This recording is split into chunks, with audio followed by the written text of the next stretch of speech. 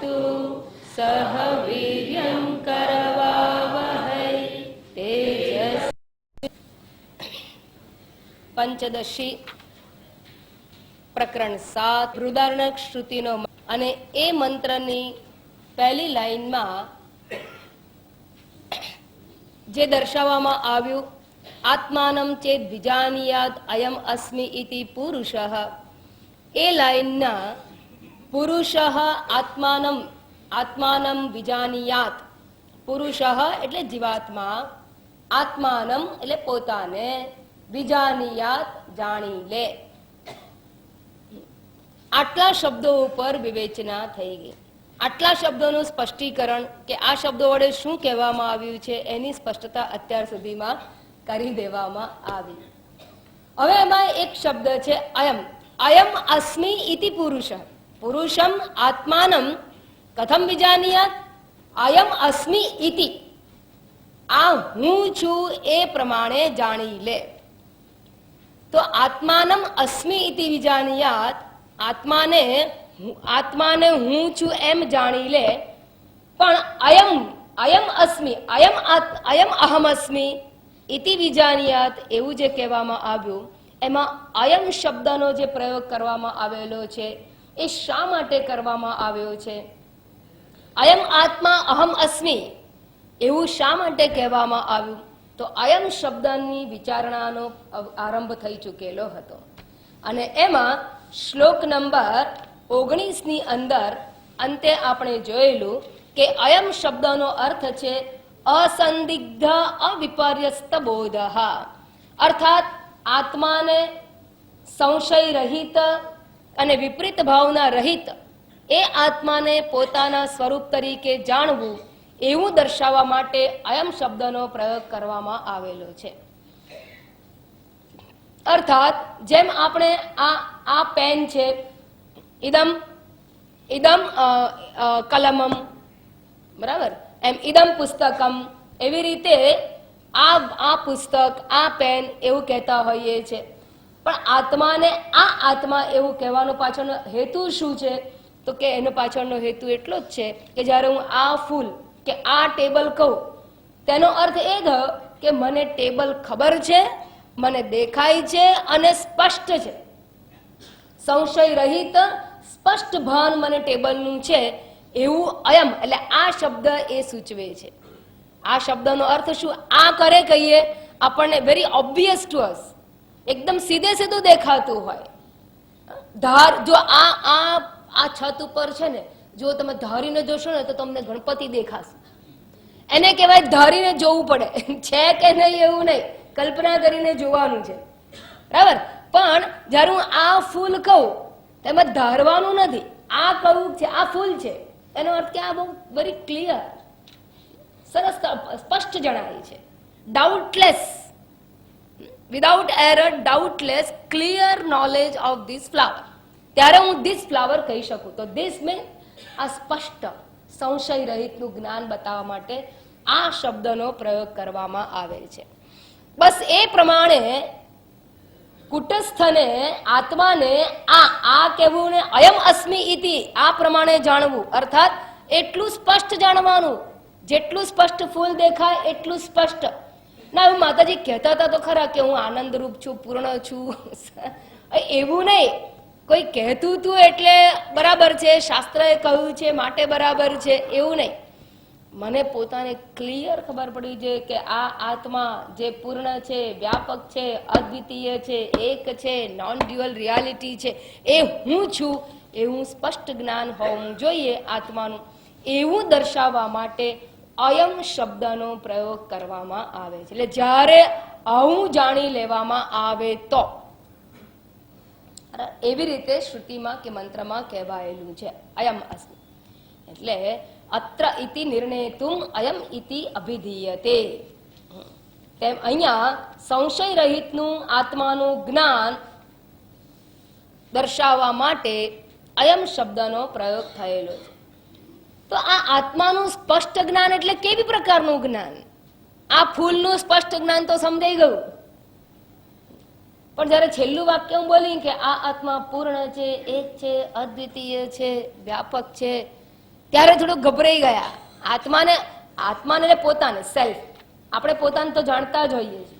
લોકો જાણે એના કરતા આપણું ટેન્શન કેટલું આપણને જ ખબર હોય છે. એવું નહીં, પૂર્ણ, વ્યાપક, એક, અદ્વિતીય. તો આવી રીતે આત્માને જાણવું એટલે કયા પ્રકારના જ્ઞાન માટે અયમ શબ્દ વપરાયો, કેવા પ્રકારના આત્માના જ્ઞાન માટે અયમ શબ્દ વપરાયો, અથવા આત્માનું સ્પષ્ટ જ્ઞાન થઈ ગયું એવું ક્યારે કહેવાય? કારણ કે આમ તો અમને બધું ખબર છે, આત્મા કેવો છે એ ખબર છે. અસંગ છે, એક છે, અજર છે, અમર છે, નિત્ય છે, શુદ્ધ છે, બુદ્ધ છે, મુક્ત છે. તો પછી આ આત્માનું કયા પ્રકારનું જ્ઞાન થવું જોઈએ? તો એને બતાવવા માટે, વધુ સ્પષ્ટ કરવા માટે વિદ્યારણ્ય સ્વામીએ હવે ઉપદેશ સાહસ્રીમાં શંકરાચાર્યજીએ જે સ્પષ્ટતા વિશે અયમ શબ્દનો અર્થ કેવો, શું હોઈ શકે, કેવો હોવો જોઈએ, એ સદ્રષ્ટાંત જે સમજાવેલું છે એ આચાર્યના વાક્યોને ઉદ્ધૃત કરી અને હવે શ્લોક નંબર 20 જણાવે છે. દેહાત્મ જ્ઞાન વજ્ઞાનમ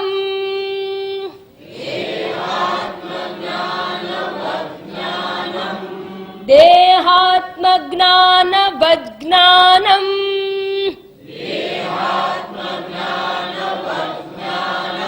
દેહાત્મ જ્ઞાન બાધકમ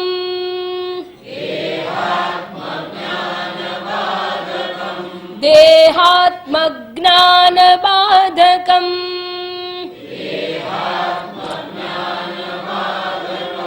આત્મન્યેવ ભવેદ્યસ્ય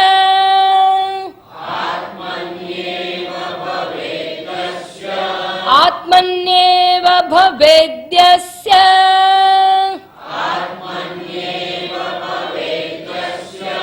સનેચ્છન્નપિ મુચ્યતે સનેચ્છન્નપિ મુચ્યતે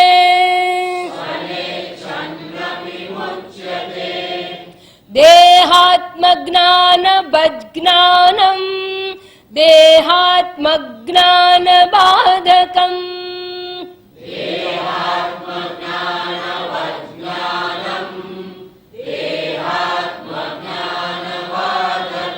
આત્મન્યેવ ભવેદ્યસ્ય સનેચ્છન્નપિ મુચ્યતે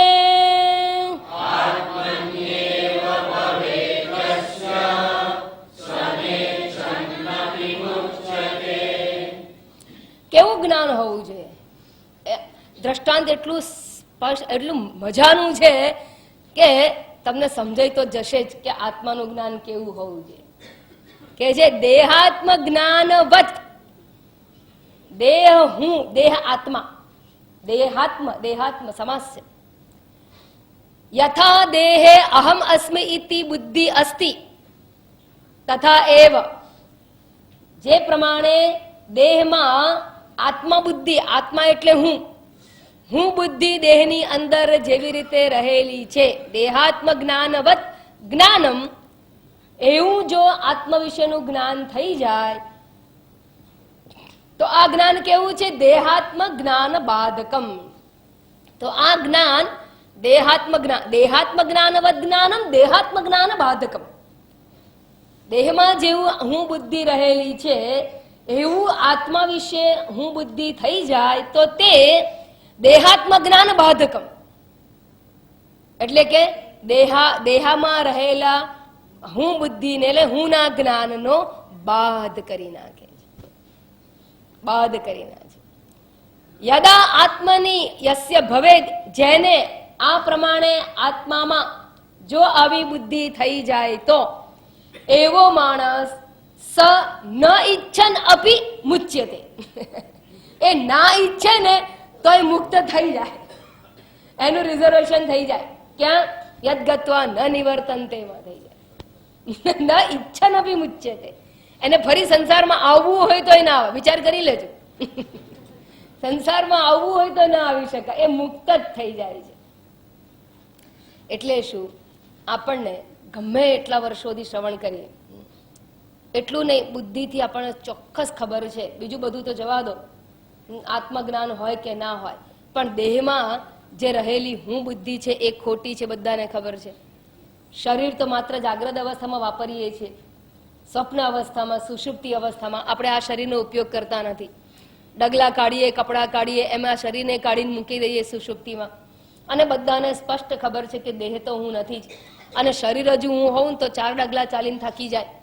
પણ મન પાસેથી આપણે કેટલું કામ, શરીરને ઢસડીને કામ લઈએ છીએ. મનથી નક્કી કર્યું હોય કે મારે એવરેજ સર કરવો જ છે, પછી પેલો કરતા જાળ કરોડિયો ભોંય પડી પછડાય, તોય પાછો ઊભો થઈ જાય, એમ આપણે બેઠા થઈએ. અને આપણને એ પણ ખબર છે કે દેહ જો હું હોય તો મૃત્યુ વખતે આપણે જઈએ છીએ ત્યારે શરીર લઈને જતા નથી. જો દેહ હું જ હોઉં તો શરીર લઈને જઈએ, પણ શરીર આપણે નથી. કોઈ પણ, એટલે હું જો શરીર નથી તો તમે શરીર છો ના, તો તમે જો શરીર નથી તો હું પણ શરીર નથી. આટલું સ્પષ્ટ લોજિકલી સમજવા છતાં, અનુભવથી જોવા છતાં દેહમાં હું બુદ્ધિ કેવી છે? ત્રણ ટસનું મસ ના થાય. વળી પાછા આપણે આ સાંભળ્યા પછી દેહાત્મ ભાવથી જ કાર્યરત રહીએ છીએ. અને જેટલા વ્યવહાર છે એ દેહે અહમ બુદ્ધિ કરીને જ, એટલે બોલતા નથી હું શરીર છું, શરીર છું, શરીર છું. મારું વજન વધી ગયું એટલે કોનું વધી ગયું? શરીરનું. મને આ રોગ છે એટલે હું રોગી છું. મારી હવે ઉંમર થઈ, મને હવે ચશ્મા આવ્યા, મારાથી હવે બહુ પહોંચી વળાતું નથી. આ બધું શું બતાવે છે? મારે બહુ કામ છે, પેલો ફોન, આ ફોન મારો છે. દરેક વખતે દેહમાં હું બુદ્ધિ કરીને વ્યવહાર કરીએ છીએ. મારો દીકરો ફોરેન ગયો છે, મારા ભાઈ આવવાના છે. કોના ભાઈ? દેહના સગાવાલા, દેહ સાથે સંકળાયેલું છે. એટલે બધાના કેન્દ્રમાં, બધાના અધિષ્ઠાન રૂપે દેહે અહમતિ દ્રઢ રહેલી છે. પ્રત્યેક વ્યવહારનો તમે સવારથી સાંજ સુધી એકવાર બેસજો અને એકદમ વિચાર કરજો કે તમે જેટલું બોલો એ બધા વાક્યોની પાછળ હું શરીર છું એ બુદ્ધિ, એ બેકગ્રાઉન્ડ મ્યુઝિક તાનપુરાની જેમ ભાગ્યા કરે છે. એ તંબુરો જ કોને, એ તંબુરાનો સૂર ચાલ્યા જ, તંબુરો એટલે શરીર, અને એનો સૂર ચાલ્યા જ કરે છે, ચાલ્યા જ કરે છે. તમે ક્યાંના? અમે જાફરાબાદના. જાફરાબાદ એટલે ક્યાંના? કોનો જન્મ જાફરાબાદનો? શરીરનો.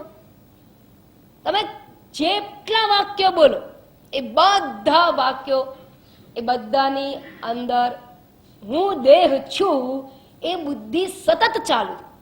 બસ એ પ્લેટફોર્મ પર રહી અને આપણે બધા કાર્ય કરીએ છીએ, બધા વિચારો કરીએ છીએ. આખું જીવન આપણું આમ જાય છે. એનો અર્થ શું થયો? કે doubtless firm knowledge about our self. શાના માટે?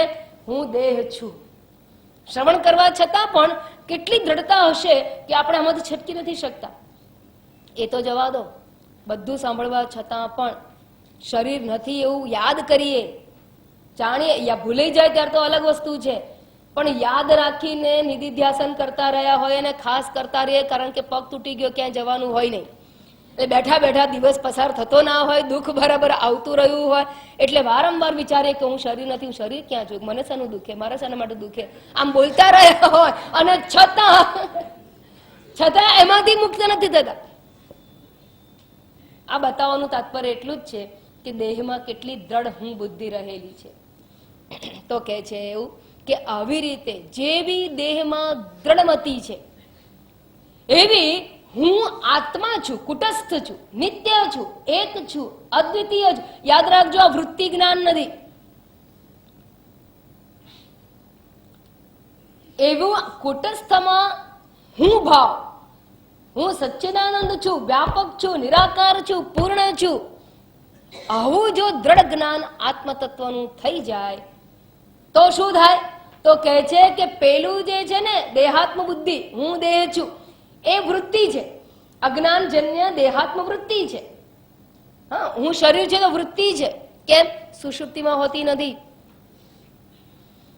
એ શું થાય છે? એ વૃત્તિનું જ્યારે હું કુટસ્થ આત્મા છું એવું જ્યારે સમજાઈ જાય ત્યારે પેલી વૃત્તિ છે એ બાધકમ, રિપ્લેસ થઈ જાય. બાધકમ કેમ કહું? નાશકમ કેમ નહીં? નાશ ક્યારે થાય? ધારો કે આ ઘડિયાળ પડી જાય, તૂટી જાય તો એના બસ સ્પેર પાર્ટ હાથમાં આવે, ખબર પણ પડે તૂટી ગયું, ક્યાં તૂટી ગયું, રિપેરેબલ છે કે ઇરરિપેરેબલ, તો એને નાશ થયો કહેવાય ઘડિયાળનો. પણ એ હું સ્વિચ ઓન કરું અને હું ભગાડી મૂકું છું. કોને? કોને? અંધારાને. ક્યાં જઈને બેસે છે? આ ઘડિયાળના ટુકડાની જેમ આપણા હાથમાં નથી આવતું. અંધારું શું થાય છે? બાદ થાય છે. એનો નાશ ના કહેવાય, એના બાદ થાય. નાશ એનો કહેવાય કે જેના અવશેષ હાથમાં, ધારો કે એનો નાશ કરવો હોય તો આના અવશેષ હાથમાં. આ શું થયું? તો ફૂલ પતી ગયું, ફૂલ ના રહ્યું, હવે પેટલ્સમાં વિખરાઈ ગયું, છૂટું પડી ગયું. તો આને શું કહેવાય? નાશ કર્યો કહેવાય. પણ જ્યારે અંધારું જતું રહે છે એને શું કહેવાય? બાદ થયો કહેવાય. બસ એ પ્રમાણે અજ્ઞાનજન્ય જે દેહાત્મ વૃત્તિ હતી એ દેહાત્મ વૃત્તિનો બાદ રિપ્લેસ થઈ જાય, એ રહે નહીં. મતલબ એ તો બરાબર અમે સમજી ગયા કે અમે આત્મા, પણ વ્યવહારમાં તો અમે દાદા દાદી ખરા ને. અરે વ્યવહાર ક્યાંથી રહ્યો? વ્યવહાર રહ્યો એનો અર્થ છે કે જ્ઞાન થયું નથી. આ ત્રણ અવસ્થા ક્યારે હોય છે? જ્ઞાનમાં હોય. અવસ્થાનો બાદ છે. જાગ્રત અવસ્થા, સ્વપ્ન અવસ્થા, સુષુપ્તિ અવસ્થા, એ ત્રણેયનો સાક્ષી. આ સાક્ષી શબ્દ બોલતી વખતે છે ને લોકો એવું સમજે છે કે ત્રણ અવસ્થા અને એનો સાક્ષી ત્રણેયથી બે થી જુદો. અરે નહીં, સાક્ષી એટલે સાક્ષી ઉપર આરોપિત છે ત્રણ અવસ્થા. આખી કોર્ટનો સાક્ષી નથી કે એનાથી જુદો હોય ઘટનાથી. આ સાક્ષી એટલે એ કે જેના આધારે ત્રણેય અવસ્થા છે, જેના આધારે ત્રણેય અવસ્થા અનુભવાય છે, જે ત્રણેય અવસ્થાને ઇલ્યુમિન કરે એટલે જણાવે છે, પ્રકાશે છે, અને છતાંય ત્રણેય અવસ્થાથી અલિપ્ત છે, એને અવસ્થા ત્રય સાક્ષી આત્મા કહેવામાં આવે છે. સ્વપ્ન અવસ્થામાં આ આત્મા છે, સ્વપ્નને પ્રકાશે, સ્વપ્નના અનુભવોને અનુભવે, અને છતાં સ્વપ્નના સુખ દુઃખથી લિપ્ત થતો નથી.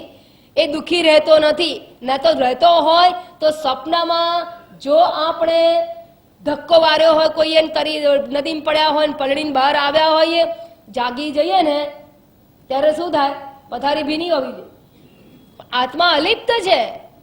એટલે જાગ્રત જેમ સ્વપ્નના સુખ દુઃખ કે કોઈ પણ પ્રકારના અનુભવોથી ત્યાં તરબતર હોય એવું સ્વપ્નમાં ભીનું ભીનું હોય બધું, અને કોણે ધક્કો માર્યો, ગુસ્સો પણ હોય, પણ જાગી જાવ તો ગુસ્સાથી કે પેલા પાણીથી ગુસ્સો મનનો હતો એ તો રહે ને. ચલો પાણી ના હોય પણ ગુસ્સો તો રહે ને આપણામાં, એ પણ નથી રહેતો. એનાથી આત્મા અલિપ્ત હોય છે. જેમ સ્વપ્નમાં આત્મા છે, સ્વપ્ન સાક્ષી છે, સ્વયં જ્યોતિ છે, અને છતાં સ્વપ્નની તમામ ઘટનાઓથી એ અલિપ્ત હોય છે. એ જ પ્રમાણે જાગ્રત અને જાગ્રતના સમગ્ર જગતમાં એ હોવા છતાં સમગ્ર જાગ્રત જગતથી એ અલિપ્ત છે. જાગ્રતની સમગ્ર ઉપાધિઓથી એ અલિપ્ત છે. જેમ સ્વપ્નની બધી જ ઉપાધિઓથી આત્મા અલિપ્ત હતો, એ જ પ્રમાણે જાગ્રતમાં પણ છે. અને છે માટે તો જાગ્રતની અંદર આપણા શેર ડૂબી ગયા, પણ સ્વપ્નની અંદર આપણે પાર્ટી કરીને મળતા હોઈએ. કેમ? કારણ કે આત્મા અલિપ્ત છે. એટલે શેર બજારનું દુઃખ પેલી પાર્ટીમાં નથી આવતું, સ્વપ્નની પાર્ટીમાં. આ જાગ્રતની પાર્ટીમાં આવે પણ સ્વપ્નની પાર્ટીમાં નથી આવતું. આત્મા અલિપ્ત છે. બસ એ જ પ્રમાણે સુષુપ્તિમાં કઈ જ જાણતા નથી, અભાન અવસ્થા, ડફોડની પરાકાષ્ઠા.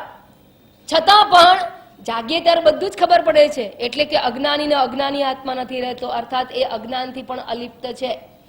એને સાક્ષી કહેવામાં આવે છે. એટલે કે એ પ્લેટફોર્મ છે કે જેના આધારે ત્રણેય પ્રકારનું જગત અનુભવાય છે, અને છતાં આત્મા એનાથી અલિપ્ત છે.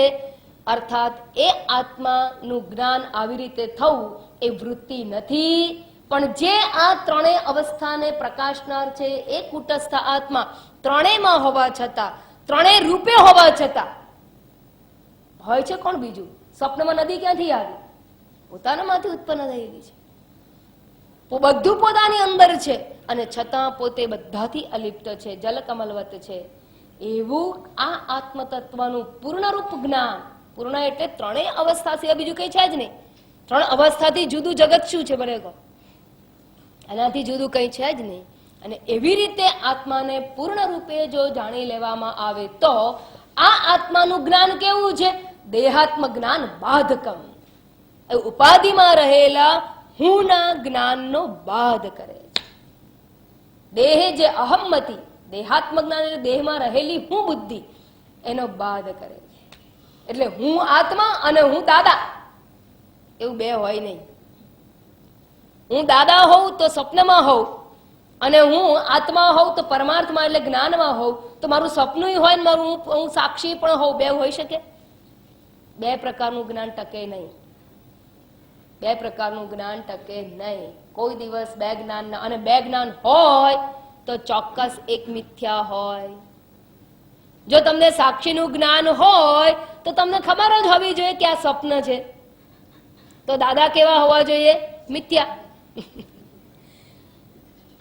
બે હોઈ શકે, પણ બે આ રીતે હોઈ શકે, એક સત્ય એક મિથ્યા. જેમ પડદાનું જ્ઞાન હોય તો એક્ટરો મિથ્યા હોય, જેમ કપડાનું જ્ઞાન હોય તો ઉપર દોરાયેલું ચિત્ર ખાલી આભાસ છે, પ્રતીતિ છે.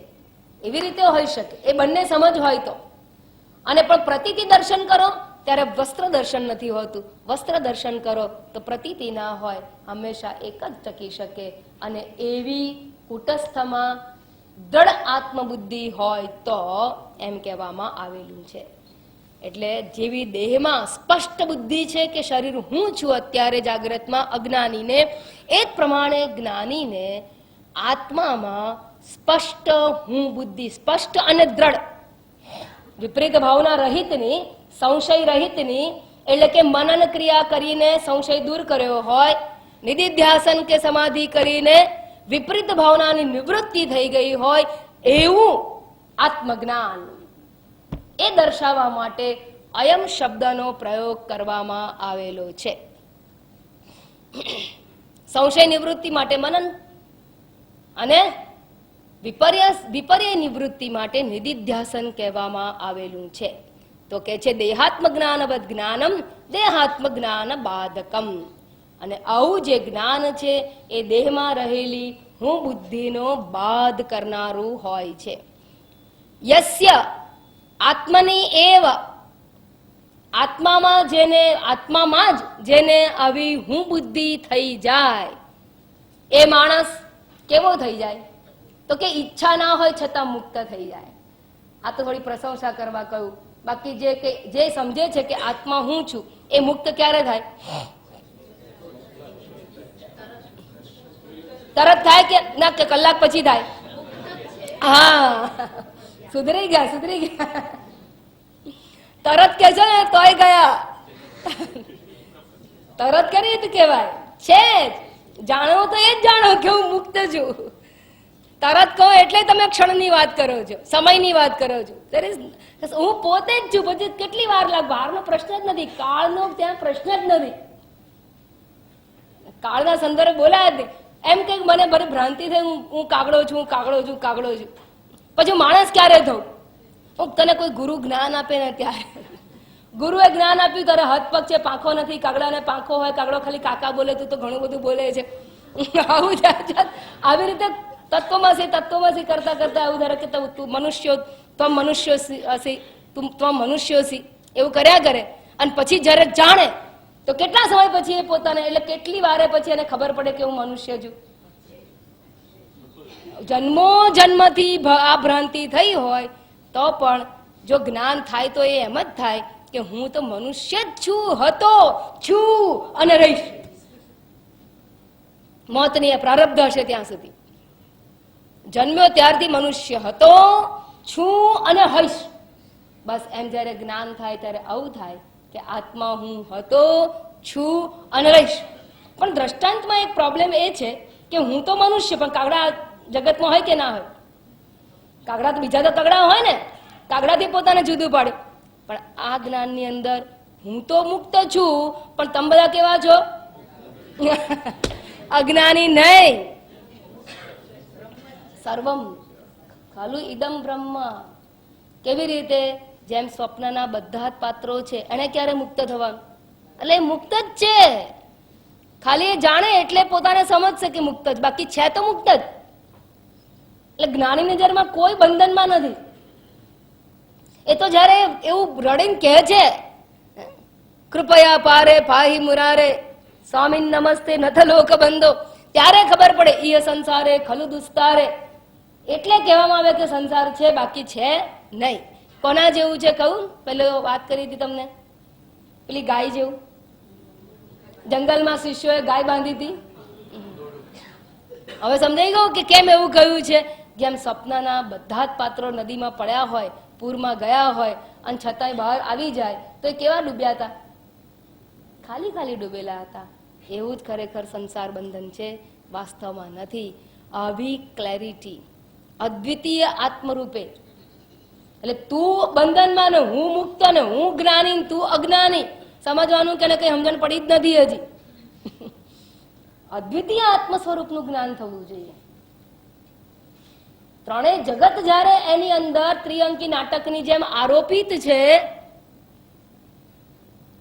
એવા આત્મ સ્વરૂપનું પૂર્ણરૂપ આત્મા પૂર્ણાત્માનું જ્ઞાન, એકમ અદ્વિતીય આત્મ તત્વનું જ્ઞાન જ્યારે થઈ જાય ત્યારે એ દેહાત્મ બુદ્ધિને રિપ્લેસ કરે એટલે બાધ જ કરી નાખે.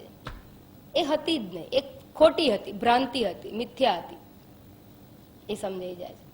અને ત્યારે હું મુક્ત છું એનું આત્માનું જ્ઞાન એટલે જ હું મુક્ત છું એવું જ્ઞાન. આત્માનું જ્ઞાન થવું એટલે જ હું મુક્ત છું એવું જ્ઞાન છે. અને માટે ન ઈચ્છન અપી મુચ્યતે, આવો આત્મજ્ઞાની ઈચ્છા ન કરે છતાં પણ એ મુક્ત જ છે. હવે આટલી વાત કરી દીધા પછી એટલે ખાસ યાદ રાખજો, આ આત્મજ્ઞાન is not an intellectual property. એ બુદ્ધિનો ગુણ નથી. કોઈ એન્જિનિયર થાય તો એની બુદ્ધિને કહેવાય કે એને એન્જિનિયરિંગ સ્કિલ છે. કોઈ વકીલ થાય તો એને તર્ક શક્તિ કુશળ છે, એ ક્વોલિટી ઓફ ઇન્ટેલેક્ટ કહેવાય, એની બુદ્ધિની એ ક્વોલિટી કહેવાય કે વકીલાત કરી શકે છે, પેલો એન્જિનિયરિંગનું કામ કરી શકે છે. અથવા તો કોઈ પાકશાસ્ત્રી હોય તો રસોઈ બનાવવાની સ્કિલ વાળી બુદ્ધિ કહેવાય.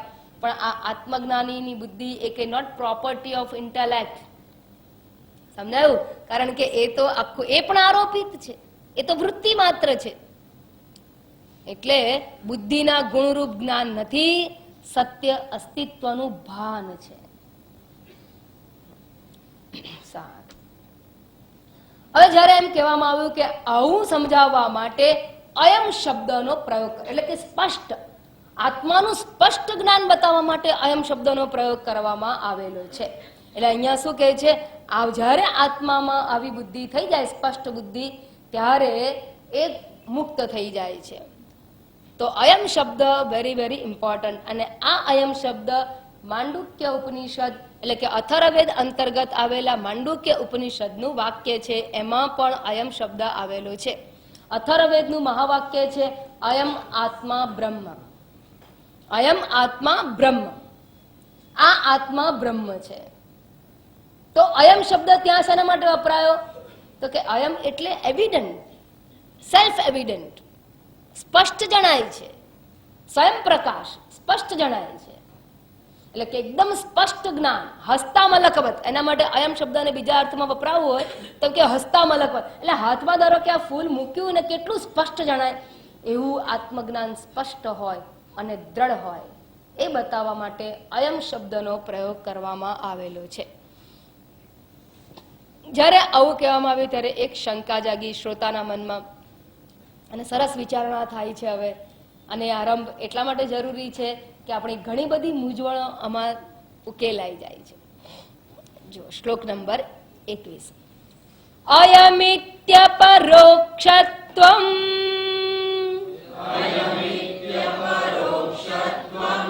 અયમિત્ય પરોક્ષત્વમ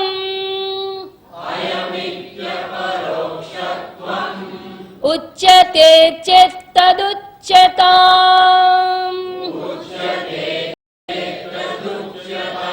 ઉચ્યતે ચેત્તદુચ્યતામ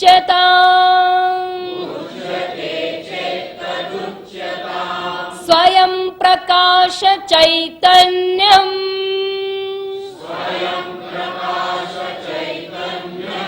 સ્વયં પ્રકાશ ચૈતન્યમ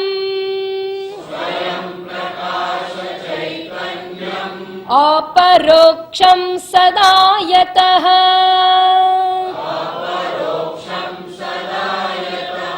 अपरोक्षं सदा यतः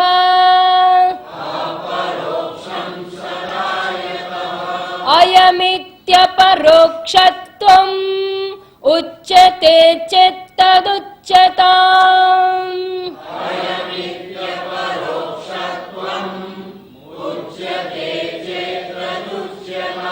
स्वयं प्रकाश चैतन्यम् अपरोक्षं सदा यतः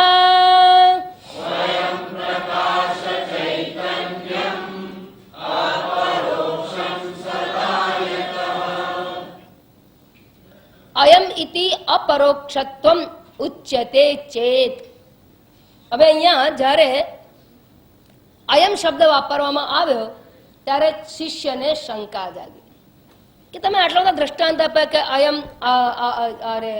અયમ મનુષ્ય, અયમ વૃક્ષ, ઇદમ પુસ્તકમ. આ પ્રમાણે અયમ શબ્દનો જ્યારે પ્રયોગ કરવામાં આવે ત્યારે આ માણસ, આ વૃક્ષ, અયમ પુલ્લિંગ શબ્દ છે, ઇદમના પુસકલિંગ શબ્દ છે. પણ અયમ કે ઇદમ બંનેનો અર્થ છે આ. તો જ્યારે આ શબ્દથી નિર્દેશ કરવામાં આવે, ગુજરાતીમાં સારું બહુ યાદ રાખવાની જરૂર નહીં, બધાને આ કહેવાય. આ માણસ, આ ટેબલ, આ કૂતરું, આ બિલાડો, બધું આ. એટલે પણ સંસ્કૃતમાં ઇદમ અને અયમ એવા બે અલગ શબ્દો છે. તો એવો શબ્દ જો પ્રયોગ કરવામાં, એટલે આ શબ્દથી દર્શાવવામાં આવે તો કે જે અયમ ઇતિ, અયમ તો તમે કોને કહો છો? અયમ શબ્દ કોને કે વપરાય? જો કોઈ મલાડમાં બેઠું હોય એને આ માણસ, આ હરિભાઈ એવું કહેવાય? ઘાટકોપરમાં બેઠેલાને ના કહેવાય. કયા આ? પેલા ફાફડા વડે. પણ અહીંયા ક્યાં? અહીં નથી. પેલા એટલે પેલા થાય તો પેલા થઈ ગયા, એ આ ના કહેવાય. પણ આ કોને કહેવાય? આ મહેન્દ્રભાઈ. કયા? આ સામે બેઠા તે તને કહેવાય આ. આ કોને કહીએ આપણે? જે સામે બેઠેલ, એટલે કે પ્રત્યક્ષ. પ્રત્યક્ષને આપણે આ શબ્દથી પ્રયોજીએ છીએ. પ્રત્યેક વસ્તુ માટે આ ફૂલ કે આ વ્યક્તિ કે આ જ્યારે કહીએ ત્યારે આપણી ઇન્દ્રિય દ્વારા જણાતું હોવું જોઈએ. સ્પષ્ટ ગોચર, એટલે ઇન્દ્રિય ગોચર હોય એને આ કહેવામાં આવે. તો કે અયમ ઇતિ અપરોક્ષત્વમ ઉચ્યતે. તમે આ શબ્દ અયમ ઇતિ, ઇતિ એટલે અયમ આ, અયમનો અર્થ થયો આ, ઇતિ એટલે આ પ્રમાણે, ધીસ ઇન ધીસ વે. અયમ ઇતિ નો અર્થ થયો this in this way. This ને ઇન્વર્ટેડ કોમામાં મૂકવાનો. આ પ્રમાણે ગુજરાતીમાં અયમ ઇતિ એ પ્રયોગ અપરોક્ષ વસ્તુ માટે વપરાય છે. હરિભાઈ કેવા કહેવાય? હરિભાઈ કે હીરાભાઈ? હરિભાઈ ને, ફાફડા હરિભાઈ ના. તો એ હરિભાઈ કેવા કહેવાય? પ્રત્યક્ષ કે પરોક્ષ? એ ખબર છે ને તમને? પરોક્ષ એટલે જે ઇન્દ્રિય ગોચર નથી એને પરોક્ષ કહેવાય. તો એ પરોક્ષ વસ્તુ માટે. અને જે પરોક્ષ છે એને, એટલે કે ઇન્દ્રિય ગોચર નથી એને આપણે પરોક્ષ કહીએ. તો પરોક્ષનું વિરોધી શું થાય? અપરોક્ષ. એટલે કે ઇન્દ્રિય દૂર નહીં, નજીક. પરોક્ષ માટે દૂર, તો નજીક એ એનું વિરોધી કહેવાય. એમ પરોક્ષનું વિરોધી શું થયું? અપરોક્ષ. એટલે ઇન્દ્રિય પ્રત્યક્ષ નહીં એ પરોક્ષ, તો ઇન્દ્રિય પ્રત્યક્ષ એટલે અપરોક્ષ. મારે એટલા માટે કહેવું પડે કારણ કે તમે લોકો અપરોક્ષ શબ્દને એવી રીતે સમજી બેઠેલા છો કે માત્ર અને માત્ર અપરોક્ષ શબ્દ માત્ર જુદા જ અર્થમાં વપરાય, જે પરોક્ષ નહીં, પ્રત્યક્ષ નહીં એને જ અપરોક્ષ એવું નથી. ભાષાકીય દ્રષ્ટિએ અલગાડો એટલે વિરોધી થઈ જાય. એટલે પરોક્ષ છે એ આપણા ઇન્દ્રિય દ્વારા ન જણાય તેને તો ઇન્દ્રિયથી જણાય એને અપરોક્ષ કહેવાય. એટલે પરોક્ષનું વિરોધી અપરોક્ષ. પેલું તો ખરું, પણ પરોક્ષના વિરોધીને પણ અપરોક્ષ કહેવાય. એટલે અપરોક્ષ શબ્દ બે જગ્યાએ વપરાય છે. એટલે શિષ્યને શંકા છે. તમને મારે આવી રીતે કહેવું પડે, બીજી જગ્યાએ જવું તમારે સીધું જ કહેવાય કે પ્રત્યક્ષનું વિરોધી અપરોક્ષ, પરોક્ષનું વિરોધી અપરોક્ષ. એટલે અપરોક્ષ એટલે શું? ઇન્દ્રિય ગમ્ય. પરોક્ષ એટલે ઇન્દ્રિયાતીત, એટલે ઇન્દ્રિય અગમ્ય. અને અપરોક્ષ એટલે ઇન્દ્રિય ગમ્ય. એટલે મેં તમે ફાફડા ખવડાવવાની વાત નથી અત્યારે, ફાફડાનું દ્રષ્ટાંત એટલે માટે આપું છું કે તમને જલ્દી ખબર પડી જાય. જે ફેમિલિયર દ્રષ્ટાંતો હોય એ જલ્દી ખબર પડી જાય. રવિવાર આપણે યાદ કરતા હોઈએ તો આપણને અહીંયા ખબર પડી જાય. તો પરોક્ષનું વિરોધી અપરોક્ષ. પરોક્ષ એટલે ઇન્દ્રિયથી ન દેખાય તેવી વસ્તુ કે વ્યક્તિ. આશ્રમ તમારા માટે શું કહેવાય? પરોક્ષ. તમારું ઘર પરોક્ષ. ઇન્દ્રિય ગમ્ય નથી, મનથી કલ્પના કરવી પડે કે ઘેર દૂધવાળો આવી ગયો હશે, દૂધ લીધું હશે કે નહીં, છાપાવાળો આવી ગયો હશે, પેલાને કંઈ કહ્યું હશે નહીં, છોકરા સ્કૂલે ગયા હશે કે નહીં, રિક્ષાવાળો આવ્યો હશે કે નહીં, પહોંચી ગયા. જાત જાતના તમને વિચારો આવી શકે. આ બધા કેવા કે ઘર વિશેના પરોક્ષ વિચાર. પણ આ ટેબલ ઉપર કેટલી જાતના ફૂલો છે, આ ફૂલો કેટલા છે, આમાંથી એક ફૂલ મારે લઈ જવું છે, આજે મારે આનું જરૂર છે, મારે આજે ઘરે કોઈ મહેમાન આવી છે ને બતાવવું છે આ કૈલાસપતિનું ફૂલ. આને શું કહેવાય? આ કયું છે? પ્રત્યક્ષ વિષયનો વિચાર કરો છો, બરાબર? તો હવે બધો ક્લિયર થઈ ગયું હશે. પ્રત્યક્ષ કોને કહેવાય, અરે પરોક્ષ કોને કહેવાય ને અપરોક્ષ કોને. તો આ ફૂલ શું કહેવાય? બે જ શબ્દ વાપરું છું, પરોક્ષ કે અપરોક્ષ. આ ફૂલ શું છે? આ પેન, ચશ્મા, અપરોક્ષ. ઘડિયાળ. હવે સમજાઈ ગયું? બસ હવે શિષ્યની શંકા સમજાય. કારણ કે હું તમને એ પણ કહી દઉં કે જ્યારે શંકા હોય, પૂછાતી હોય, ત્યારે શંકા કરનારના સ્તર ઉપર તમે ન આવો તો એના ઉત્તરને તમે પામી ન શકો. એટલે શંકા ક્લિયર થવી બહુ જરૂરી છે. શંકાની સ્પષ્ટતા પણ એટલી જ જરૂરી છે. સીધા પાછલા ચોપડીના પાછલા પાના જોઈને જવાબ લઈને બેઠા હોઈએ અને આપણે ના ના ના કરતા રહીએ, એ ના ચાલે. તો વિચાર, થિંકિંગ ફેકલ્ટી ઠપ્પ થઈ જશે, તમે વિચાર નહીં કરી શકો. તો હવે એને પ્રશ્ન છે, અયમ ઇતિ અપરોક્ષત્વમ ઉચ્યતે. આ એમ અપરોક્ષ શબ્દ એટલે અપરોક્ષ વસ્તુ માટે વપરાય છે. આ ફૂલ એવું અપરોક્ષ વસ્તુ માટે વપરાય. તો આ શબ્દ અપરોક્ષ એટલે કે પ્રત્યક્ષ વસ્તુ માટે વપરાય છે. પરોક્ષ એટલે દૂરનું, નજીકનું. તો આ શબ્દ છે અપરોક્ષ વસ્તુ માટે વપરાય એટલે કે નજીકની વસ્તુ માટે, એટલે કે ઇન્દ્રિય ગોચર વસ્તુ માટે, એટલે કે ઇન્દ્રિય પ્રત્યક્ષ ઇન્દ્રિયોથી જણાય એવી વસ્તુ માટે આ શબ્દનો પ્રયોગ થાય છે. તો અયમ ઇતિ અપરોક્ષત્વમ ઉચ્યતે. ઉચ્યતે એટલે કહેવાય છે. ચેત. ચેત એટલે ઇફ, જો. તો કે જે અયમ શબ્દ તો આવા પ્રત્યક્ષ વિષય માટે વપરાતું હોય તો, જો આવું છે તો તમે આત્માને અપરોક્ષ કેવી રીતે કહો છો? જો અપરોક્ષ શબ્દ ફૂલ માટે વપરાય, આ લાઈટ છે, એસી છે, ખુરશી છે, તો આ ખુરશી, આ લાઈટ, આ ફૂલ, આ ટેબલ, તો આ જો શબ્દ જે છે આપણે પ્રત્યક્ષ વસ્તુ માટે એટલે કે અપરોક્ષ વસ્તુ માટે જો વાપરતા હોઈએ તો તમે કુટસ્થ માટે અયમ અસ્મિ, એનો અર્થ કે આ હું, એવું કેવી રીતે કહેવાય? જે પ્રશ્ન સરસ કરે છે, આ અને હું, જેને આ કોઈ ને હું ના કહેવાય. તો અયમ શબ્દ તો પ્રત્યક્ષ વસ્તુ માટે, અપરોક્ષ વસ્તુ માટે વપરાય છે. એને અસ્મિ ઇતિ વિજાણીય, એ પાછા વિદ્વાન એને અયમ અસ્મિ એવું જાણે. અને કુટસ્થ માટે અયમ શબ્દ કેવી રીતે વપરાય? પહેલા તો એક વાત. અને જો અયમ હોય તો અસ્મિ કેવી રીતે થાય? અયમ અને અસ્મિ વિરોધાભાસ થઈ ગયો. આ હંમેશા હુંથી ભિન્ન જ હોય. તો શિષ્ય એવું પૂછી રહ્યો છે કે અયમ અસ્મિ આવો શબ્દ કુટસ્થ માટે કેવી રીતે વપરાય? તો એના માટે કહે છે ઉચ્ચતામ. કહીએ છે ઉચ્ચતામ, ભલે કહો, કહેવાય. કેમ? તો કે છે તમે અપરોક્ષત્વ શબ્દ કહ્યું ને, અયમ એ હંમેશા અપરોક્ષ વસ્તુ માટે વપરાય. તો કે છે આ કુટસ્થ પણ અપરોક્ષ જ છે. અપરોક્ષ એટલે ઇન્દ્રિય પ્રત્યક્ષ? તો કે ના, બે પ્રકારના અપરોક્ષ છે. અપરોક્ષ એટલે clearly scene, it is obvious. તો જેમાં ફૂલ ઓબ્વિયસ છે ને, એ જ પ્રમાણે આત્મા પણ વેરી વેરી ક્લિયરલી પરસીવ્ડ. એક વસ્તુ છે as an object clearly understood, same way other thing is as subject clearly understood. એટલે અયમ શબ્દ પદાર્થ તરીકે એટલે કે જ્ઞેય વિષય તરીકે હોઈ શકે અપરોક્ષ, અને જ્ઞાતા કેવો હોય? જ્ઞાતા પણ અપરોક્ષ હોઈ શકે. જેમ કોઈ જ્ઞેય અપરોક્ષ હોઈ શકે અયમ, એવી રીતે જ્ઞાતા પણ અપરોક્ષ હોઈ શકે છે. બસ એ પ્રમાણે જ્યારે ઇન્દ્રિય પ્રત્યક્ષ વિષય છે એ જ્ઞેય વિષય તરીકે અપરોક્ષ છે, પણ આ કુટસ્થ આત્મા છે એ જ્ઞાતા તરીકે અપરોક્ષ છે. દૂર નથી, નજીકની બે વસ્તુ થઈ ગઈ ને.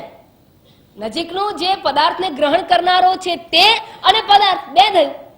પણ પદાર્થ જે છે એને અમે અયમ નથી કહેતા, પણ પદાર્થને ગ્રહણ કરનારો છે એ પણ નજીક છે, એ દૂર હોય જ ના શકે. પરોક્ષ કે અપરોક્ષને જાણનારો છે એ કદાપી દૂર હોય, એ દૂર હોય જ ના શકે. એટલે કે છે સદા અપરોક્ષમ યતઃ, નીચેની લાઈનમાં જો, યતઃ કારણ કે, સદા અપરોક્ષમ આ કુટસ્થ છે કેવો છે? નિત્ય અપરોક્ષ. હું ક્યારે પરોક્ષ હોય? પરોક્ષ કોને કહેવાય? જે દૂર હોય તેને. પરોક્ષ કોઈ વસ્તુ હોય જે આપણાથી દૂર હોય, ઇન્દ્રિય અગોચર હોય. આત્મા ક્યારેય આપણાથી દૂર હોય ખરો? ના. તો જ્યારે આત્મા આપણાથી દૂર ન હોય તો એ વસ્તુને પણ અપરોક્ષ કહી શકાય. પણ બે માં ફેર છે એટલું યાદ રાખો. એ શબ્દ છે સદા, સદા અપરોક્ષમ. આત્મા પણ અપરોક્ષ અને ફૂલ પણ અપરોક્ષ. તો પ્રશ્ન હવે એવો જાગે, તો વિષય પણ અપરોક્ષ થઈ ગયો અને આત્મા બે વસ્તુ અપરોક્ષ થઈ ગઈ? તો કે નહીં, આ વસ્તુ અપરોક્ષ છે, પણ અત્યારે હું હોલ છોડીને જઈશ પછી, હા, એટલે યદા કદા, યદા કદા, યદા અહમ અત્ર અસ્મિ તદા એવ અયમ અપરોક્ષ. જ્યારે હું અહીંયા હોઉં છું ત્યારે આ વસ્તુ મારા માટે અપરોક્ષ છે, પણ જો અહીંથી હું જતી રહીશ ત્યારે ત્યારે મારા માટે પરોક્ષ. પણ આત્મા, હું જઈશ ત્યારે હું પોતાના માટે પરોક્ષ થઈ જઈશ, આત્મા પરોક્ષ થશે. આત્મા તો કાયમ છે સાથે. એટલે સદા અપરોક્ષમ, એટલે કહ્યું સદા. આત્મા સદા અપરોક્ષ, એટલે દૂર થતો જ નથી. કોઈ દિવસ એ ઇન્દ્રિયનો વિષય ન હોય, અર્થાત ન જણાય એવો હોય જ નહીં. હંમેશા જણાતો રહ્યો હોય. આ તો અત્યારે જણાય છે, સામે હોઈએ ત્યારે, દૂર હોઈએ તો નથી દેખાતું. એટલે પદાર્થો જે છે, જે એઝ એન ઓબ્જેક્ટ જે અપરોક્ષ આપણે કહીએ છીએ, એ તો પરોક્ષ થઈ શકે છે, પણ આત્મા છે એ ક્યારેય પરોક્ષ થાય નહીં. એવું અપરોક્ષ જ્ઞાતા તત્વ છે. સબ્જેક્ટ કદાપી ઓબ્જેક્ટ થાય નહીં, અને સબ્જેક્ટ ઇઝ ઓલવેઝ ધેર. જ્ઞાતા હંમેશા જાય છે. હું અહીંથી જઉં તો હું જ્ઞાતા નથી રહેતી, ના હોઉં છું. હું ફૂલની જ્ઞાતા નહીં, પણ રોડની જ્ઞાતા હોઉં. જેના ઘરે જો એ ઘરની જ્ઞાતા હોઉં. આ હોલની જ્ઞાતા નથી. એ વખતે હોલ મારા માટે અપરોક્ષ નથી, પણ એ વખતે મને કોઈ બીજું મકાન હોય કે જે વૃક્ષ હોય કે રસ્તો હોય એ તો હું જાણતી જ હોઉં. તો જે જ્ઞાતા રૂપે રહેલું અપરોક્ષ તત્વ છે એ અપરોક્ષ આત્મા સદા અપરોક્ષ રહે છે. અને એ કેવું છે? સ્વયં પ્રકાશ ચૈતન્યમ. અહીંયા સદા અપરોક્ષમ આત્મ તત્વ માટે સ્વયં પ્રકાશ ચૈતન્યમ કહેવામાં આવ્યું. તો સ્વયં પ્રકાશ ચૈતન્ય શા માટે કહ્યું હશે? જો યાદ રાખજો બરાબર. એક એક શબ્દને વિચાર કરીને સમજવાનો. શિષ્યની શંકા હતી, મારી સામે એક વાર ધ્યાન. શિષ્યની શંકા હતી કે પદાર્થને આપણે અયમ કહેતા હોઈએ અને તમે કુટસ્થ આત્મા માટે પણ અયમ શબ્દનો પ્રયોગ કરો છો, તો પછી અયમ વસ્તુ જો પદાર્થ માટે કહેવાતી હોય તો કુટસ્થ આત્માને અયમ એટલે કે આ ધીસ એવું શા માટે કહો છો? બંને માટે અયમ કેવી રીતે વપરાય? તો એના ઉત્તરમાં કહેવામાં આવ્યું કે અપરોક્ષ એટલે અયમ, અયમ એટલે અપરોક્ષ. અપરોક્ષ એટલે જે દૂર નથી, ક્યારે નજીકનું. અપરોક્ષ શબ્દને હવે બીજી ભાષામાં ખાલી નજીકનું સમજો. અપરોક્ષ એટલે નજીકનું, નજીકનું એટલે આપણે ખબર પડે છે એવું, સ્પષ્ટ જણાય એવું, અનુમાન કર્યા વગર જાણી શકાય એવું, મનની કલ્પના વગર જણાય એવું જે છે એને અપરોક્ષ કહ્યું. એ અપરોક્ષ બે વસ્તુ થઈ. કઈ કઈ? તો કે છે જે ઇન્દ્રિય પ્રત્યક્ષ વસ્તુ છે એને અપરોક્ષ કહેવાય, અને જે જાણનારો જ્ઞાતા છે એ પણ કેવો છે?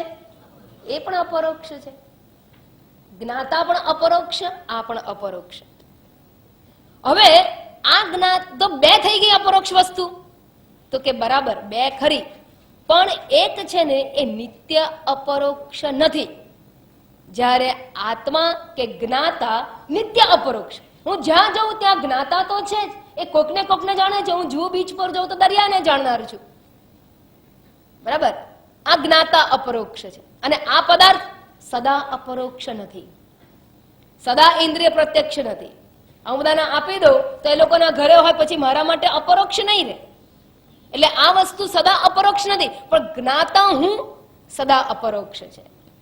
આ જ્ઞાતા હું ને શું કહેવામાં આવે છે? સદા અપરોક્ષ જ્ઞાતા હું માટે સ્વયં પ્રકાશ ચૈતન્યમ એ વિશેષણ વાપરવામાં આવ્યું, એડજેક્ટિવ વાપરવામાં આવ્યું. શા માટે? એટલા માટે કે ધારો કે કોઈ એમ કે જ્ઞાતા તરીકે તમે કહો છો કે હું અપરોક્ષ છું, તો દ્રષ્ટા પણ હું અપરોક્ષ ના થયો? દ્રષ્ટા હું પણ અપરોક્ષ થયો ને? જોનારો હું, દ્રશ્ય વિષય અપરોક્ષ એમ કાયમ નથી રહેતો, પણ દ્રષ્ટા તો અપરોક્ષ ખરો ને? તો ફૂલને જોનારો દ્રષ્ટા કોણ છે? આંખ. તો આંખ અપરોક્ષ થઈ ગઈ. તો તમે આત્મા માટે જે વાપરો છો શબ્દ અયમ, એ તો આંખ થઈ ગઈ. તો કે ના, એ નહીં. હું સ્વપ્નમાં જોઉં ને તો પણ જે અપરોક્ષ હોય, સદા અપરોક્ષ.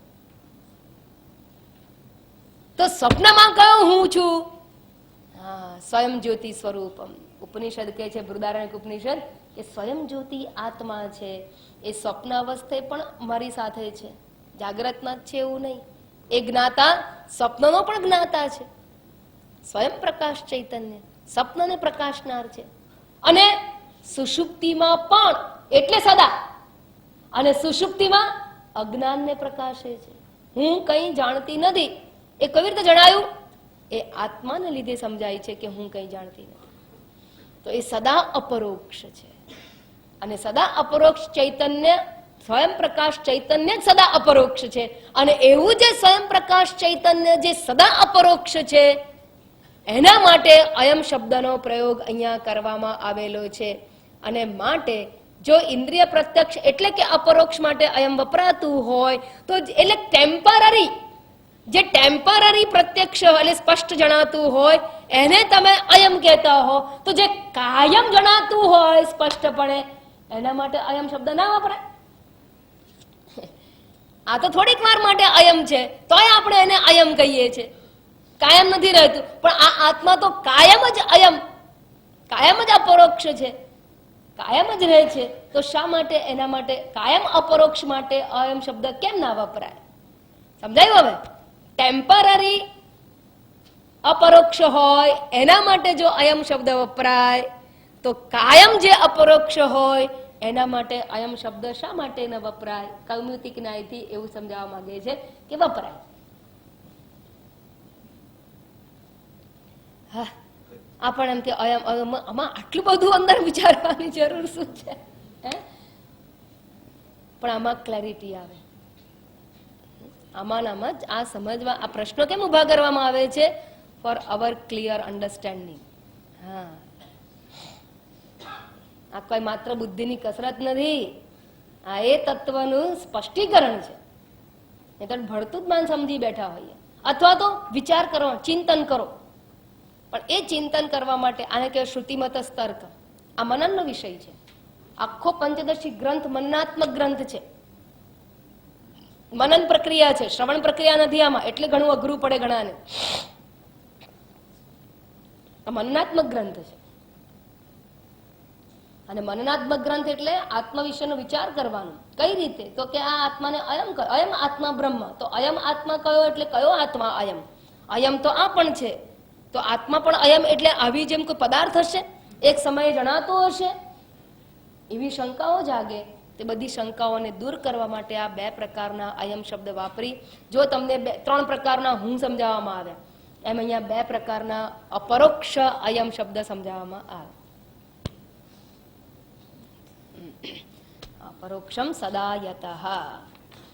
હવે જ્યારે આ સમજાવી દેવામાં આવ્યું ત્યારે હવે એક પ્રશ્ન જાગે છે, અને એ પ્રશ્ન એક નહીં, પ્રશ્નોની પરંપરા સર્જાઈ ગઈ. પ્રશ્નોની પરંપરા છે. હું તમને વાત કરું તો થોડીક સમજાશે. અહીંયા જયારે એમ કીધું કે સદા અપરોક્ષમ, સ્વયં પ્રકાશ ચૈતન્યમ સદા અપરોક્ષમ અતઃ યતઃ અયમ શબ્દેન ઉચ્યતામ. માટે અયમ શબ્દ વડે એને નિર્દેશી શકાય છે, કહી શકાય છે, બોલી શકાય છે. તો પ્રશ્ન એમ થાય કે જો આ સ્વયં પ્રકાશ આત્મા સદા અપરોક્ષ હોય, સદા અપરોક્ષ, આ તો યદા કદા અપરોક્ષ છે, સમજાય છે ને? યદા કદા એટલે હવે થોડું સંસ્કૃત તમને સમજાતું હશે. ક્યારેક ક્યારેક, યદા કદા એટલે જ્યારે ત્યારે, જ્યારે ત્યારે, જ્યારે ક્યારેક, એટલે જ્યારે એની પાસે હોઈએ ત્યારે આપણને અપરોક્ષ જણાય, કાયમ નહીં. પણ આ આત્મા કેવો? કાયમ અપરોક્ષ. હવે જો આત્મા કાયમ અપરોક્ષ હોય, સમજ બરાબર, તો એનું અજ્ઞાન હોય કોઈ દિવસ? જો કોક આ ક્યારેક દૂર થતો હોય તો એનું અજ્ઞાન થઈ જાય, out of site out of mind પણ થઈ જાય, ભૂલી પણ જઈએ, ના પણ જણાય. પણ આ આત્મા તો સદા સદા અપરોક્ષમ, તો એનું અજ્ઞાન હોઈ શકે? બિલકુલ તર્ક છે આમાં, જસ્ટ લોજિક. અને જો એનું અજ્ઞાન ના હોય, હોય જ ના શકે, સંભવતું નથી. કારણ કે સદા સ્વયં પ્રકાશ, સદન પ્રકાશ ચૈતન્ય, સેલ્ફ એપલ્જન્ટ, એટલે ઇલેક્ટ્રિસિટી જાય તો પણ એ તો હોય, એ તો જણાતો જ હોય. કાયમનો દીવો ઝળકતો હોય, આત્મદીવો કાયમ ઝળકતો હોય, તો એમાં તો અંધારા થવાનો પ્રશ્ન નથી. પાછું અપરોક્ષ છે, દૂર નથી, એટલે કાયમ જ જણાતું હોય, કાયમ જ એનું જ્ઞાન હોય. અહમ અસ્મિ સદા ભામી, અને સદા ભામી હોય, સદા જણાતું હોય, તો પછી આત્માનું અજ્ઞાન, કુટસ્થનું અજ્ઞાન, આ શબ્દો શું કહેવાય? માત્ર બોલવા પૂરતા વાહ્યાત શબ્દો કહેવાય. ઇટ ઇઝ મિથ ઓનલી, માન્યતા માત્ર. એ તો માત્ર માન્યતા. આત્માનું કદાપી અજ્ઞાન સંભવે જ નહીં. કારણ કે તમે કહો છો, શિષ્ય શું કહે છે? તમે કહો છો સદા અપરોક્ષમ, સ્વયં પ્રકાશ ચૈતન્યમ સદા અપરોક્ષમ. આવું તમે કહો છો તો એનું અજ્ઞાન ના હોય. સારું, જો એનું અજ્ઞાન સંભવતું નથી તો એ આત્માનું જ્ઞાન પ્રાપ્ત કરવાનું હોય. નંબર 2, ક્વેશ્ચન નંબર 2, જો કુટસ્થનું અજ્ઞાન એ પણ માત્ર માન્યતા, ભ્રાંતિ જ કહેવાય, કલ્પના જ કહેવાય તમારી. અને જો અજ્ઞાન વસ્તુ ભ્રાંતિ કે માન્યતા હોય તો અજ્ઞાન ના હોય તો જ્ઞાનની ક્યાં વાત જ આવી? એટલે આત્માનું જ્ઞાન એવું કેવું એ પણ માત્ર અસત્ય ભાષણ છે. અને જ્યારે, કારણ કે અજ્ઞાનને દૂર કરવા માટે જ્ઞાનની વાત કરવામાં આવે, જ્યારે અજ્ઞાન જ કલ્પના છે, અજ્ઞાન માત્ર માન્યતા છે, ભ્રાંતિ છે, હોઈ જ ના શકે, તો જ્ઞાન, આત્માનું જ્ઞાન એવો શબ્દ પ્રયોગ પણ માત્ર ભ્રાંતિ છે, અસત્ય ભાષણ છે, મિથ્યાવાદ વિવાદ માત્ર છે. તો નંબર 3, તમે પરોક્ષ કે પ્રત્યક્ષ જ્ઞાનની વાતો વિષયના સંદર્ભે જ કરી શકો. નંબર 3, વસ્તુ છે ને આ પ્રત્યક્ષ કહેવાય. અને મેં કહું એમ, હીરાભાઈ ને હું ભૂલી જાઉં છું, હરિભાઈ, હા, હરિભાઈ છે એ પરોક્ષ અને આ પ્રત્યક્ષ, પ્રત્યક્ષ એટલે અપરોક્ષ. એટલે અપરોક્ષ અને પરોક્ષ એ શબ્દો કોના માટે વપરાય? વિષય માટે વપરાય. કેમ એવું વાપરવું પડે? કારણ કે આગળ પાછળ થાય એવું છે માટે. તો કે છે કે હંમેશા પરોક્ષ અને પ્રત્યક્ષ જ્ઞાનની, એટલે કે અપરોક્ષ જ્ઞાનની વાતો છે એ વિષય માટે હોય છે. બરાબર? વિષય માટે, પોતાના માટે કદાપી ના વપરાય. સદા અપરોક્ષમ હોય, જે કાયમ જ અપરોક્ષ હોય, એના માટે વિશેષણ વાપરવાની જરૂર ક્યાં છે? તો પછી તમે અહીંયા કુટસ્થનું કદાપી જે વાત કરો છો એના માટે પણ એવા વિશેષણ વાપરવાની ક્યાં જરૂર છે? પરોક્ષ, અપરોક્ષ એવા વિશેષણ, આત્માનું પરોક્ષ જ્ઞાન, આત્માનું અપરોક્ષ જ્ઞાન, આ વિશેષણ વાપરવાની જરૂર ક્યારે? કેમ? સદા અપરોક્ષમ કહ્યું. બરાબર, સારું. હવે 3 નંબર 4 એ કે આત્મા કદાપી પરોક્ષ થવાનો જ નથી, થતો જ નથી, સદા અપરોક્ષ હોય, તો આત્માનું પરોક્ષ જ્ઞાન એવો શબ્દ પ્રયોગ કરી શકાય? એ પણ ના કરી શકાય. પરોક્ષ પણ ના કરી શકાય અને પરોક્ષ કે અપરોક્ષ પણ ના કરાય. કેમ? જે સદા અપરોક્ષ હોય એના માટે વિશેષણ વાપરવું જરૂર નહીં. કાળો કાગડો જોયો એવું કઈ બોલે છે? ના. સફેદ જોયો હોય ને તો બોલવું પડે, કારણ કે સફેદ કાગડા સફેદ હોતા નથી, કાળા જ હોય. માટે કાળો કાગડો કઈ કહેવાની જરૂર નહીં. કાગડો જોયો કહો એટલે સમજાઈ ગયું. એમાં વિશેષણ તો ક્યારે વાપરવું પડે? જુદું બતાવવું હોય તો. કાળી ભેંસ જોઈ એટલે ભેંસ કાળી જ હોય. હા, તમે રૂપાળી સફેદ હાથી, હા સફેદ હાથી જોયો હોય તો વિશેષણ વાપરવું પડે, પણ હાથી કહો એટલે કાળો જ હોય. બસ એમ આત્મા અપરોક્ષ જ હોય, એના માટે વિશેષણ વાપરવાની જરૂર ખરી? અપરોક્ષ આત્મા ના. તો કે અપરોક્ષ વિશેષણ ખોટું વાપરો છો. કદાપી પરોક્ષ હોતો નથી, માટે પરોક્ષ જ્ઞાન આત્માનું એવું કેવું પણ વાહિયાત છે. આત્માનું અજ્ઞાન હોતું નથી, સદા સ્વયં પ્રકાશ જ્યોતિ સ્વરૂપ છે, માટે અજ્ઞાન ના હોય. અજ્ઞાન ના હોય તો જ્ઞાન પણ ના કહેવાય. અજ્ઞાન ના કહેવાય, જ્ઞાન ના કહેવાય, પરોક્ષ ના કહેવાય, અપરોક્ષ ના કહેવાય. તો પછી આ બધા શબ્દોની ચર્ચા શા માટે કરો છો? જો આવું જ હોય ખરેખર તો આવા 4 પ્રશ્નોને ધ્યાનમાં રાખી અને હવેનો શ્લોક 22મો કહેવામાં આવેલો છે. 22મા શ્લોકમાં આ પ્રશ્નો ક્યાંય દેખાતા નથી. આ તો વિચારણા દ્વારા 22મા શ્લોકમાં અપાયેલા ઉત્તરના આધારે એની અંદર છુપાયેલા 4 પ્રશ્નો મેં તમને કહ્યા, અને આ 4 પ્રશ્નોથી બધું હોવા છતાં પણ આ બધું કહેવાય. આત્માનું અજ્ઞાન કહેવાય, આત્માનું જ્ઞાન કહેવાય, આત્માનું પરોક્ષ જ્ઞાન કહેવાય, આત્માનું અપરોક્ષ જ્ઞાન પણ કહેવાય. સંભવ છે. કઈ રીતે સંભવ છે, કયા દ્રષ્ટિકોણથી કહેવાશે, એનો વિચાર વિસ્તાર હવે કરવામાં આવી રહ્યો છે. તો આ જે 4 પ્રશ્નો છે એ 4 પ્રશ્નોને વળી પાછા આપણે યાદ કરાવી અને એના ઉત્તર ઉપર વિચારણા કરવાનો આરંભ કરીશું. એક એક વસ્તુ ખૂબ સુંદર ક્લેરિટી આપે છે. અને ત્યારબાદ જ્ઞાનની જે 7 ભૂમિકાની લોકો વાતો કરતા હોય છે, એ 7 ભૂમિકા કે 7 અવસ્થાઓ, સ્થિતિઓ, stages, 7 different stages four knowledge, જ્ઞાન પ્રાપ્તિના પગથિયા જે 7 કહેવાયા છે, એની વાતની ચર્ચા હવે પછી કરવામાં આવશે. સદ્રષ્ટાંત એ આપણે નેક્સ્ટ ટાઈમ જોઈશું.